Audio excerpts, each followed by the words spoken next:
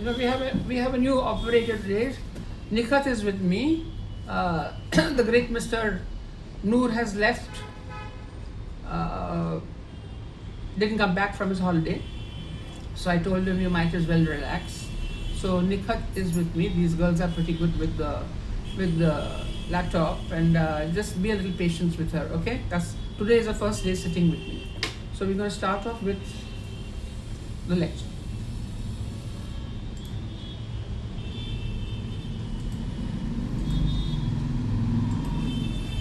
Alright, so this is the heading, Women's Health.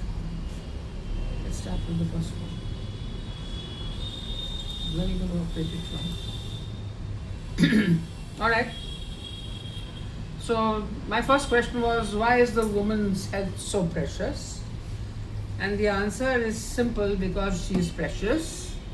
She is mother, daughter, wife, friend, and quite all of you sitting here go into the category. If she falls ill, then there is a problem all around.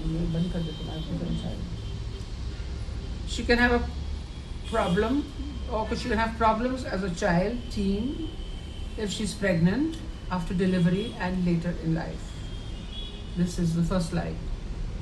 The second slide, the question is asked, what can these problems be? At pregnancy, if she is over the age of 35, Down syndrome has to be ruled out. During pregnancy, preeclampsia, complications may occur. Maybe some words are a little new to you, but it's getting to be very common. As is infection from toxoplasmosis, rubella, cytomegalovirus, and herpes. After delivery, this is heartbreaking, an abnormal child can be a problem in some cases. Sepsis can also be a problem. So we are going to talk of sepsis again as a separate talk a little later on. She may also have breast cancer scare or an ovarian cancer scare, and this can happen at any age and any time. And I'm sure you have heard about friends and loved ones coming down with that. And I have introduced a little bit into this, all right. Okay. So here we go. At times when she's pregnant, Down syndrome is what we have to rule out. So we call these a dual marker and a quadruple marker depending on the pregnancy. I think up to 11 weeks we go with dual, and after that we go with dual. And there are tests into this. So the first thing that we do, of course, will be the sonography, and a couple of things are noted there by the sonologist, and then the blood test is done. So let's go further. Because the risk of having a baby with Down syndrome rose above 1 in 250 mark at the 35th birthday for women, it has become the standard care to offer for screening for Down syndrome to all mothers over 35. And the nice thing is, in the US, every woman after 35, this screening is compulsory and the insurance pays for it. At the beginning of 2007, the American College of Obstetricians and Gynecologists stated that all women, regardless of age, should be offered the opportunity for screening. Over the last 2 decades, the screening was done between the 15th and the 20th week of gestation, but it was most accurate between the 16th and the 18th week. So your Down goes with you. It's also known as trisomy 21, the extra chromosome. However, research in the last 6 years has concentrated on finding a way to screen in the first trimester to enable parents to have time to make choices when given the results of a positive screen test. The first trimester screen now uses a combination of maternal age, the serum marker PAPA-A, free HCG, and ultrasound measurement for the back of neck of the fetus. When used correctly, this first trimester screen has a detection rate of approximately 95% of all cases of Down syndrome, with a false positive rate of 5%. And guys, this is really, really heartbreaking. And in fact, when I was a student in America, one of my biochemists lent me a book says, "Come, let's play God." Right? It says, "Come, let's play God." And at that time, these tests were not available. So if the lady was old and she was pregnant, and she has already delivered one Down syndrome child or two Down syndrome child, then they were advised that please go ahead and have an abortion. So should they have an abortion? Should they not have an abortion? Maybe she will deliver a normal child. And that's the reason why it said, "Come, let's play God." Of course, now we've got the screening test, which will 95% tell you whether the child is abnormal or normal. And at Sophia College we have the Sadhana school, and quite a few of these children are Down's children. But I tell you the truth, they are the most loving and kind that I have come across. Okay? We'll get to that later. Okay, here we go. You can see the extra chromosome on 21, sorry, trisomy. Can you see it? Alright, let's go further. What else is needed when she is pregnant and Down is suspected? Ultrasound is needed, most important. It will calculate the gestational age, the nasal bone, the nuchal translucid fluid under the neck, the CRL, the crown rump length. These parameters are needed to calculate risk of the special software available. So the softwares are available, and you have to have a sonologist who is trained specially for this type of screening. Okay. What blood screening tests are needed? Now you keep this in mind. So here you have alpha fetoprotein is made in part of the womb called the yolk sac, and the fetal liver, and some amount of AFP gets into the mother's blood. In neural tube defects, the skin of the fetus is not intact, and so larger amounts of AFP is measured in the mother's blood. In Down syndrome, the AFP is decreased in the mother's blood, presumably because the yolk sac and fetus are smaller than usual. First child. Estriol is a hormone produced by the placenta using ingredients made by the fetal liver and adrenal gland. Estriol is decreased in Down syndrome pregnancy. The tests may not be included in all screens depending on the lab. Okay. So we go back to tests. Human chorionic gonadotropin (HCG) hormone is produced by the placenta and is used. I think you'll have to remove this a little bit. Can you? No, the old screen. Come, and used to test for the presence of pregnancy. A specific part of the hormone called the beta subunit is increased in Down syndrome pregnancies. A little different than your regular HCG, guys. Inhibin A is a protein secreted by the ovary and is designed to inhibit the production of hormone FSH by the pituitary gland. The level of inhibin A is increased in blood of mothers or fetuses with the Down syndrome. Alright? So here you have a increase. Papa A, which stands for pregnancy associated plasma protein A, is produced by covering of the newly fertilized egg. In the first trimester, levels of this protein are seen in Down syndrome pregnancies. So low levels are seen. So you've got human chorionic gonadotropin, you've got inhibin A, and you've got PAPA. Alright?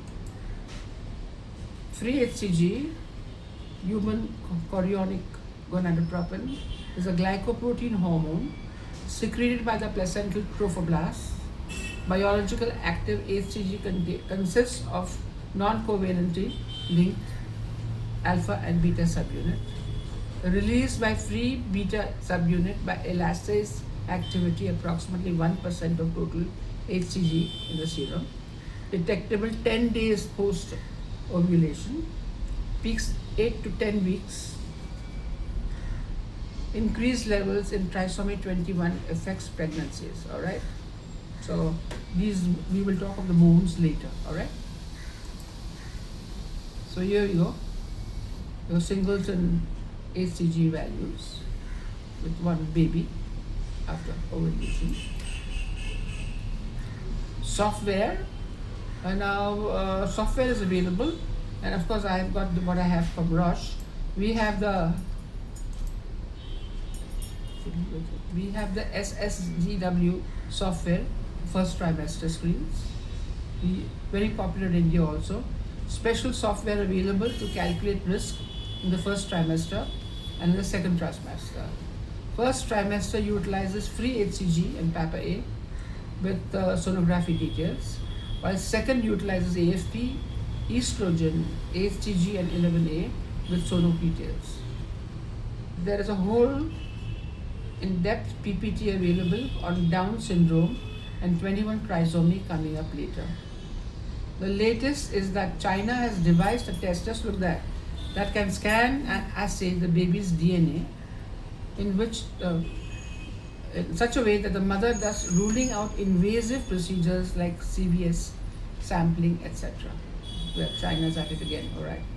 And here what you can see is the software, the printout that comes around. Complications of pregnancy, preeclampsia. Preeclampsia is relatively common pregnancy-related disorder. Both maternal and fetal lives will be endangered if it proceeds unabated. Presently or recently, the placental divided anti-agnostic factors such as soluble FMS like tyrosine kinase, so the short form is there, SFLT1, and soluble endoglin, ENG, have attracted attention in the progression of preeclampsia. These tests are done, all right?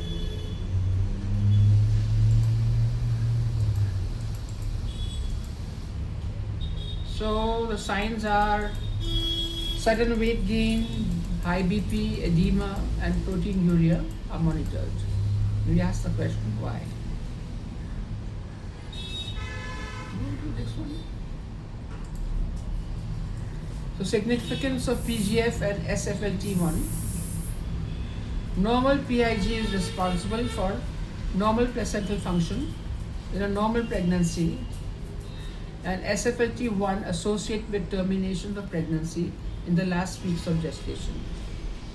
Serum levels of PGF and SFLT1 are altered in women with preeclampsia. Keep that in mind.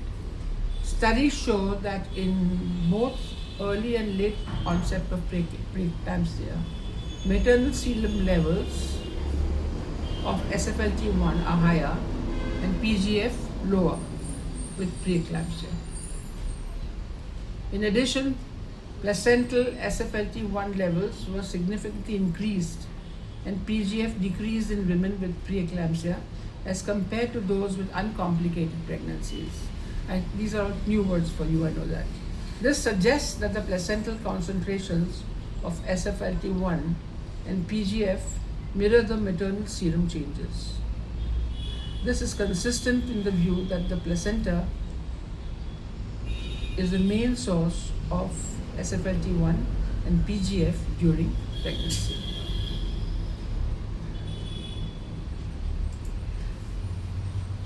Further, SFLT1 binds and reduces free circulating levels of proangiogenic factors VEGF and PIGF.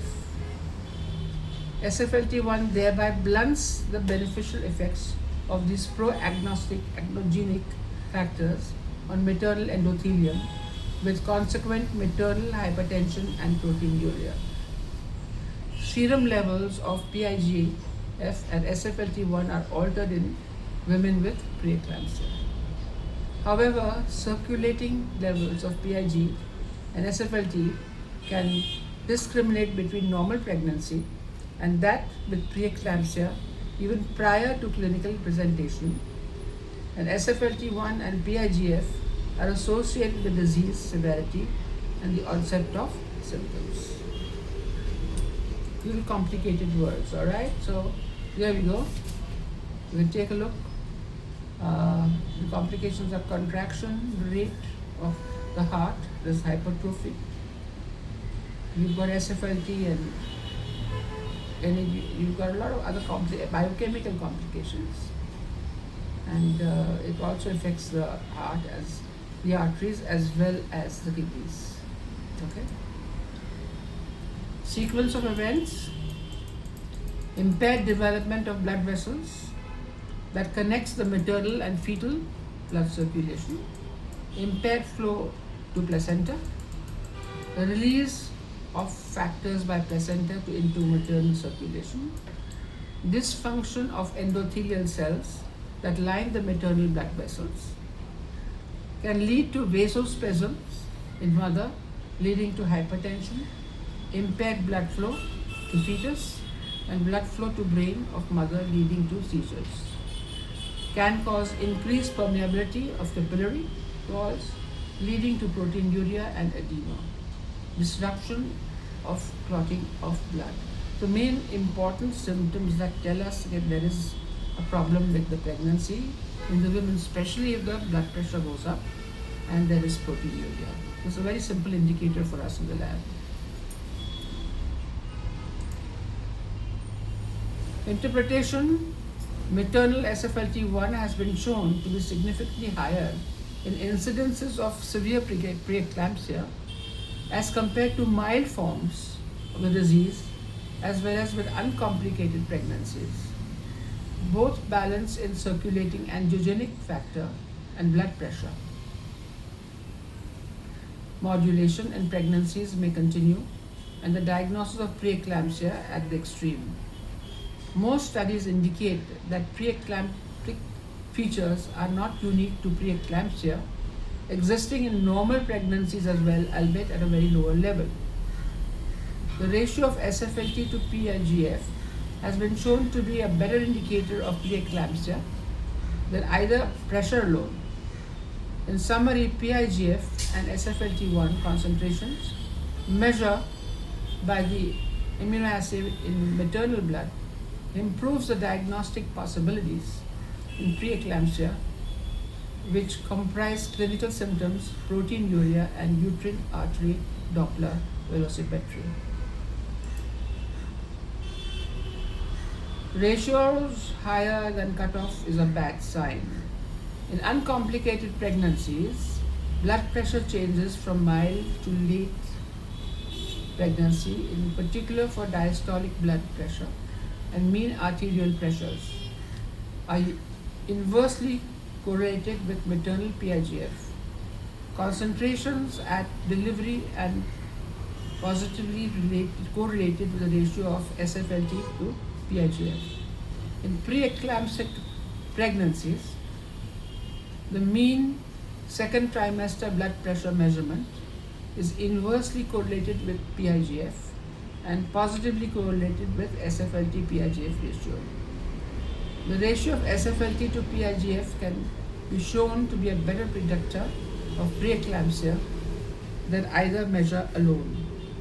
In summary, PIGF and SFLT concentrations measured by immunoassay in maternal blood improve the diagnostic possibilities in preeclampsia, which comprise of clinical symptoms, proteinuria, uterine artery Doppler velocimetry. Okay. So here we go. Shows the abnormal pattern and the normal pattern that happens in preeclampsia. Then the other test that is done for a woman, pregnancy and torch tests. When and why mother with a history of repeated abortions. And you know that toxoplasmosis is a parasite transmitted from animal to man, especially the cat. The TORCH test is used to screen pregnant women and newborns for antibodies to the infection disease included in the panel. If either the mother or the newborn has symptoms, the blood test can determine if the person has a recent infection, your IgG and IgMs, IgM positive, in past infection or has never been exposed. When is it ordered? The test is ordered when the pregnant woman is suspected of having any of the TORCH infections. These infections may be serious if they occur during pregnancy because they can cross the placenta from the mother to the developing fetus and can cause congenital defects in the newborn. Here we go.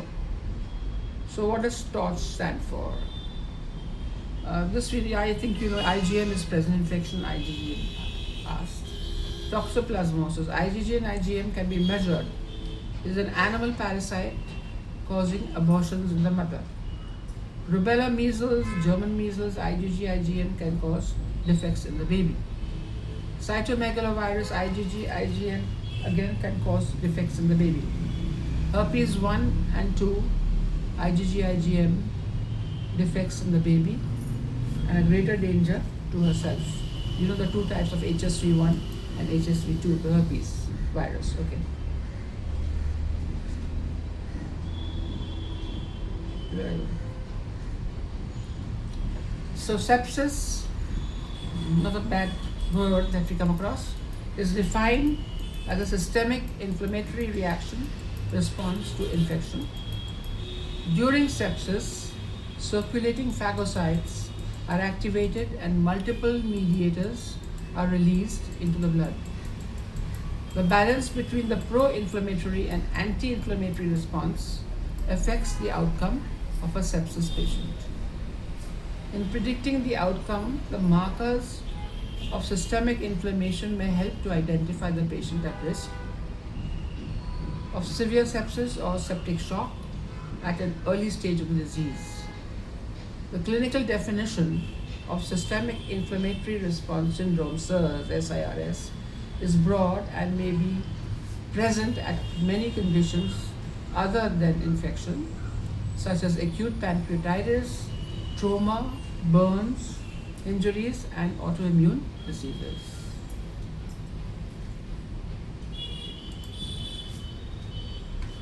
The cause of clinical events in the evolution of a complicated cause of sepsis and concurrent steps in activation of innate immune system. Microbial structures activate mononuclear phagocytes by binding to CD14 receptors. A signal is transmitted into cells via toll-like receptors and results in activation of nuclear factor kappa B. Transcription of pro and anti-inflammatory genes, the release of cytokines into circulation occurs. So here you can see it in the diagram, and you can see the accumulation of a clot, and it can also affect the liver. All right. Circulating neutrophils and monocytes become activated and express increased surface density CD1, CD11B, and CD18 molecules. Procalcitonin levels start to increase. Genetic factors determine the magnitude of pro-inflammatory response, and the patient may develop shock. Deep immune suppression further complicates the course of sepsis. The chronological schedule should be considered as a rough estimate. Here we go. WBCs are involved and the other factors are activated. Soluble markers, tumor necrosis factor, TNFA, and interleukin IL-1 are associated with the early pathophysiological event of septic shock. Multiple cytokines, including TNFA and IL-1, can be assayed by automatic analyzers. Although TNFA and IL-1 are important mediators in the pathophysiology of sepsis, they have only limited value when used as marker for systemic inflammation in clinical practice.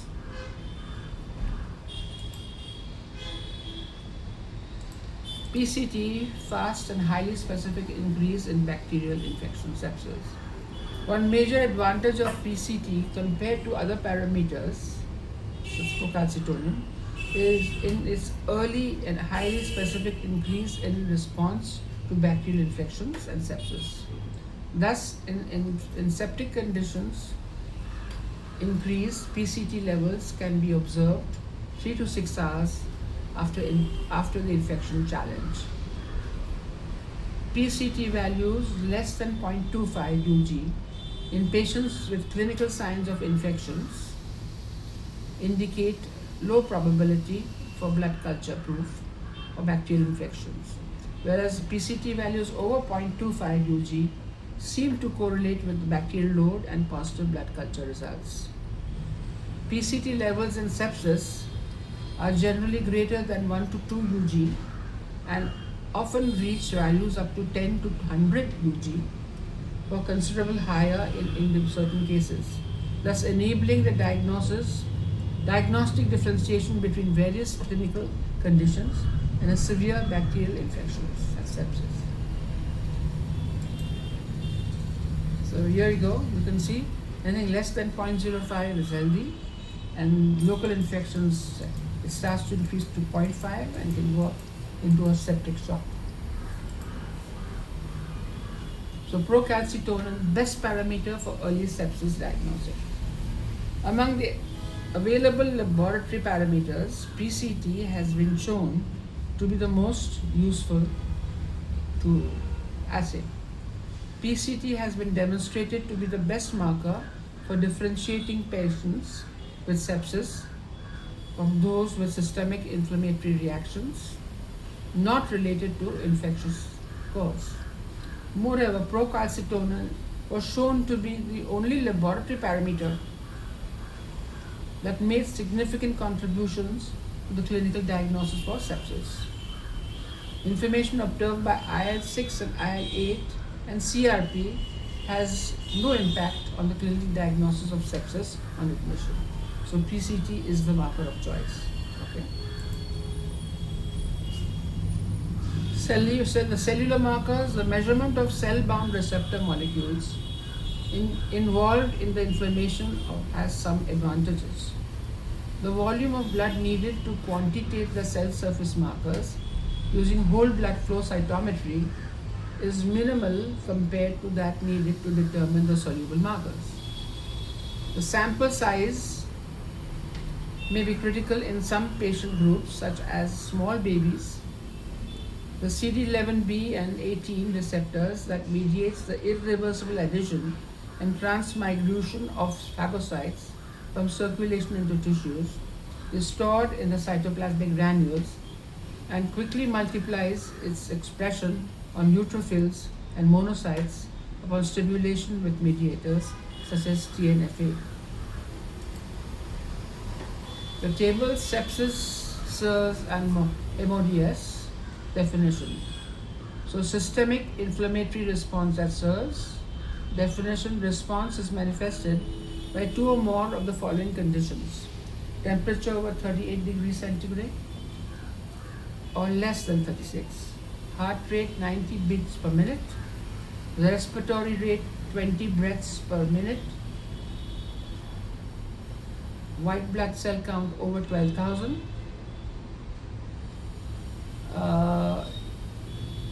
or 4,000 per UL, and 10% immature band forms. Sepsis, systemic response to an infection defined by two or more SIRS criteria as a result of an infection. We'll study the table and it'll tell you a lot. Severe sepsis, sepsis associated with organ dysfunction, hypoperfusion and hypotension. Septic shock, sepsis-induced hypotension despite adequate fluid resuscitation along with presence of perfusion abnormalities. And then you've got the multiple organ dysfunction syndrome, MODS. Presence of altered organ dysfunction is in an acutely ill patient, and that is fatal, nearly fatal.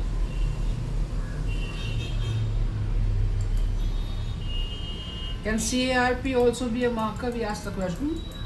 It can, when infection that does not cause fever or focus cannot be verified.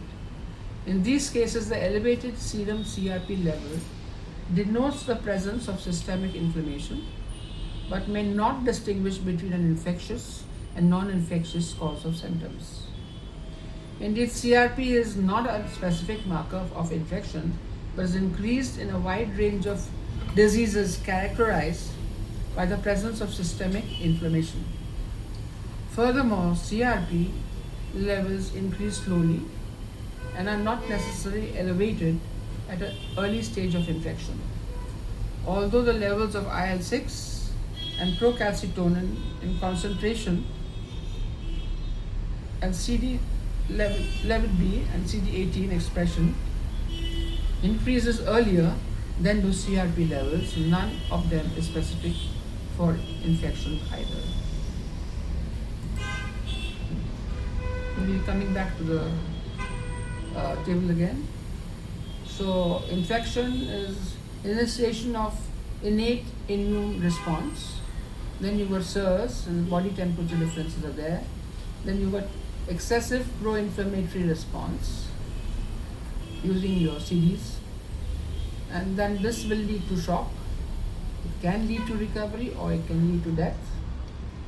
And further up it says anti-inflammatory response counteracts pro-inflammation. You can read that up, what is needed. And then you've got organ dysfunction, either can be recovery or it can lead to death. And so here you've got the patient in intensive care, hooked up to tubes and pipes and saline and monitors. Not a very nice sign, all right? Treatment with electromagnetic beads to remove bacteria. There is something which is there. As the blood passes through, the bacteria are removed, and it's an electromagnetic atmosphere using iron beads, all right? And you have blood that is quite pure, okay? Then we come to another test, human papilloma, more commonly known as HPV. I'm sure you all heard of it. Is a viral infection spread through skin to skin sexual contact. HPV is a group of over 100 different viruses with at least 30 strains known to cause different types of cancer. There is currently no cure for HPV. HPV is transmitted by skin-to-skin contact through vaginal, anal and oral sex with a partner who already has HPV infection. If infected, signs and symptoms may take weeks, months or even years to appear. Symptoms may never appear. HPV is a risk factor for cervical cancer. And you know these tests are done in women very regularly now. This is a spread over the world. A worldwide incidence of cervical cancer per 100,000 females of all ages, standards and so on. You can study the map. Alright? Risk of cervical cancer. Having many sexual partners is a risk for HPV infections. Although most HPV infections go away on their own without causing any type of abnormality. Infections with high-risk HPV types increases the chance of mild abnormalities will progress to more severe abnormalities to cervical cancer. Still, the women who do develop abnormal cell changes with high-risk type of HPV, only a small percentage would develop cervical cancer if the abnormal cells were not removed.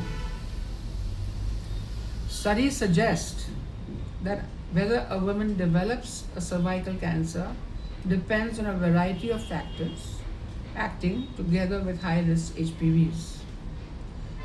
The factors that may increase the risk of cervical cancer in women with HPV infection include smoking and having many children.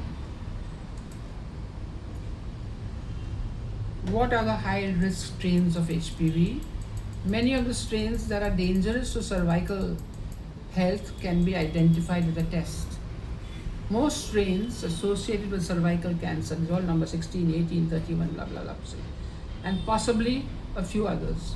Keep in mind that the risk is still relatively low that cancer will develop. Strains 16 and 18 are associated with 70% of all invasive cervical carcinomas. Keep that in mind. Here we go. HPV 30 to 40 genital types. 6 and 11 causes 90% of genital warts. 16 and 18 causes 70% of cervical cancer cases. So we're going to talk a little on the Roche machines in HPV diagnosis. There's an Athena study 2008-2009. The paper is American Clinical Pathology 2011. Studies have been conducted successfully using Roche Cobas 4800 HPV DNA test in the US for pooled HR HPV and individual HPV 16-18 genotypes amongst women with ASC US cervical cytology results enrolled in Athena studies. And these are special tests addressing the need for advanced HPV diagnosis. ACS US is atypical squamous of undetermined significance, ASCUS, okay, cytological studies. HPV from infection to cancer. So high-risk human papillomavirus types have the potential to lead to cancer over a decade or longer. When the virus infects cells, it gradually causes increasingly severe damage. So here you can see what's happening on the hand. Basement membrane is affected. In mild abnormality, only a few cells are changed. And this goes away.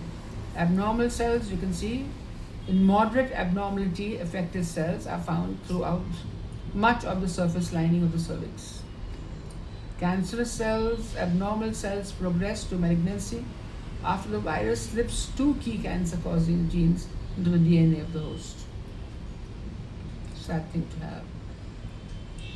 Then you got HER2 and breast cancer. What is it? HER2 is a protein found on the surface of certain cancer cells. Some breast cancers have a lot more HER2 receptors than others. In this case, the tumor is described as being HER2 positive. Tumors that are HER2 positive tend to grow more quickly than the other types of breast cancers. Knowing that a cancer is HER2 positive can sometimes affect the choice of treatment. Women with HER2 positive, somebody coming in? Positive, just a moment. Women with HER2 positive breast cancer can benefit from a drug called Herceptin. Herceptin only works in people who have high levels of HER2. Is somebody wanting to come in?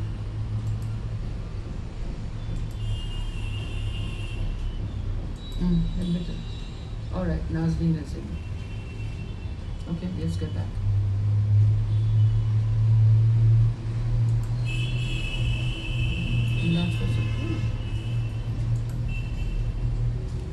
All right, so we said that HER2 and breast cancer, what is it? And we talked about it. All right. Nazneen, mute. Nazneen, mute. Nazneen, mute, please. Okay. Move to the next one.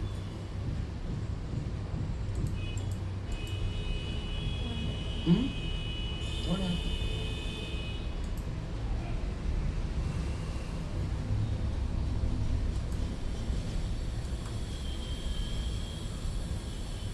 Stop sharing. Why didn't this come?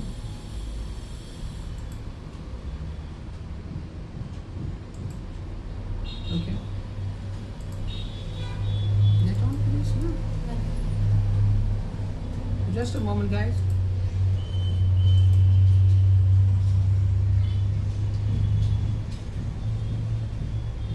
So HER2 and breast cancer, what I think we did this, huh? It's done. Alright, now to understand HER2, it first helps to know a little bit about receptors and growth factors. Receptors are particular proteins that are present within cells or the surface. Other proteins or chemicals in the body can attach to these receptors to bring about change within the cell.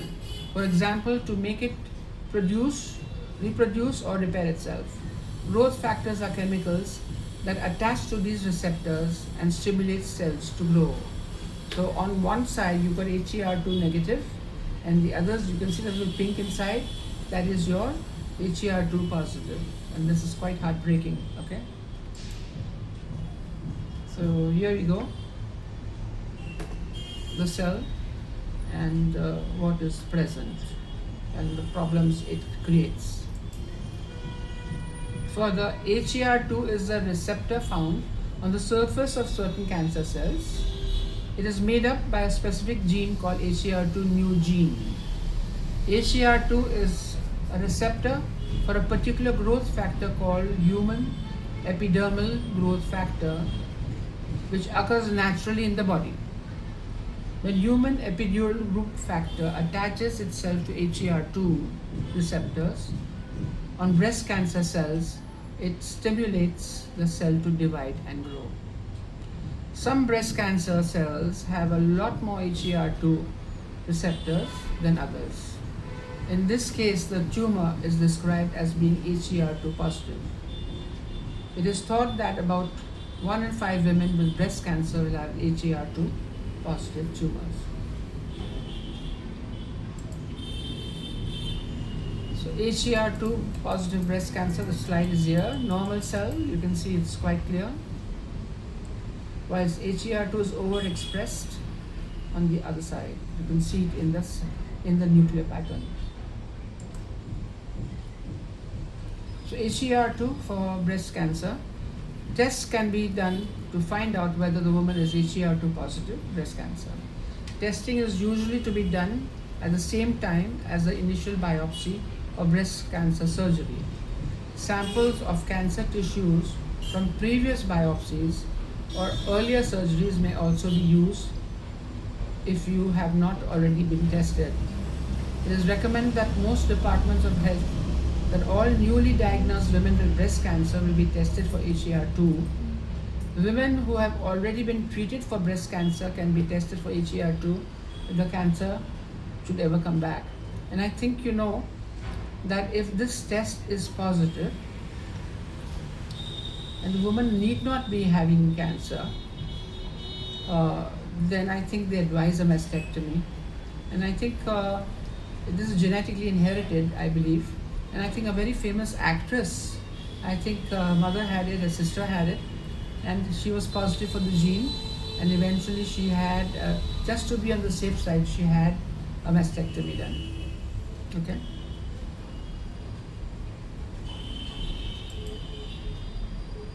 Alright, the two main methods used for HER2 testing are immunohistochemistry, IHC, and immunofluorescence in situ hybridization FISH. Result goes by the score. IHC 0 to 1 means a normal amount of HER2 protein is present, and the result is HER2 negative. +2 means there's a moderate amount of HER2 present. +3 means there's a higher amount of HER2 present, and the result is HER2 positive. FISH testing measures the amount of HER2 new gene in the cell. This gene is responsible for the overproduction of HER2 protein. There is no number scale for FISH testing. The result is either FISH positive or FISH negative. Okay. What is Herceptin? How does it work? Human epidermal growth factor receptor 2. Herceptin is a monoclonal antibody.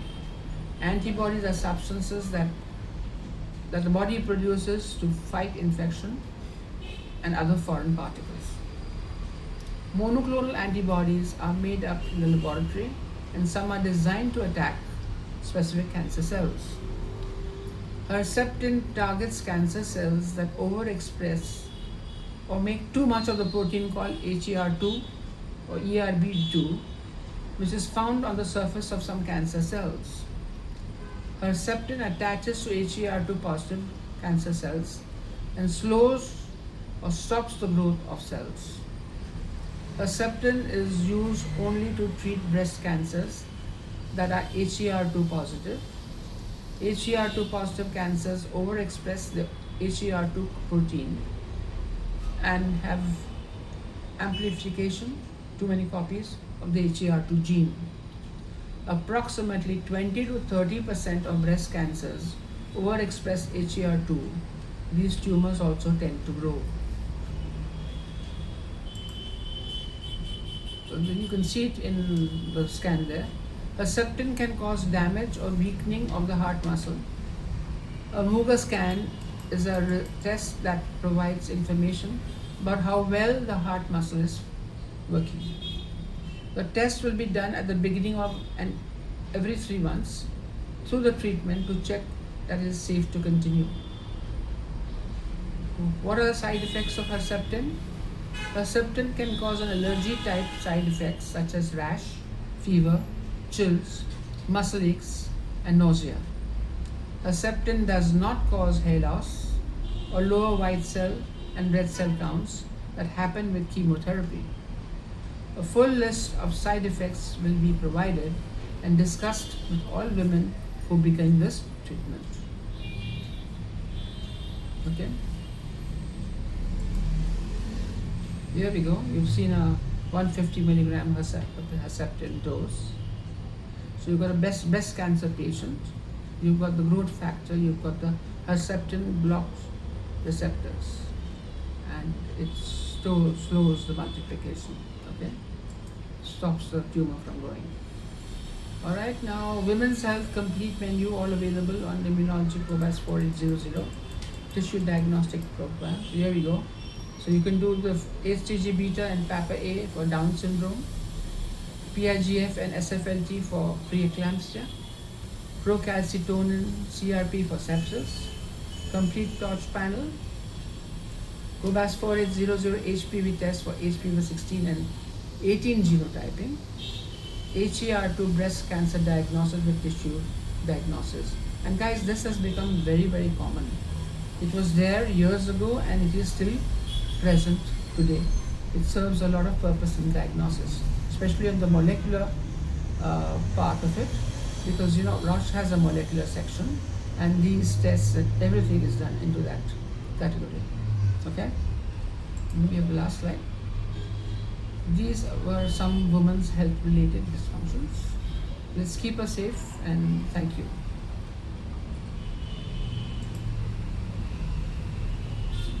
Any questions? Something very new, right? Get on to the open it up. Yes, ma'am. Got to learn. Lots to Lot of learn. new things. At least you can keep it in your mind. Yes. These cells are there. Ma'am, which tests are you doing in your laboratory? No, Like, these all go to special labs like Metropolis and SRL. We don't. So do the that. first trimester you all are doing which two tests or the double We are just our sonologist does the sonology, and we send these tests, dual marker first and then quadruple marker. We send it off to Metropolis. Okay. See, because the mistake we made was in the ELISA machine that we bought, and we can't get rid of it. I really wanted to get a machine that does works on CLIA, and I'm stuck. If I have the CLIA machine, I would be able to do those Papa A and all those other markers. That's the problem. And the trustees won't give us money to buy another CLIA machine, unfortunately.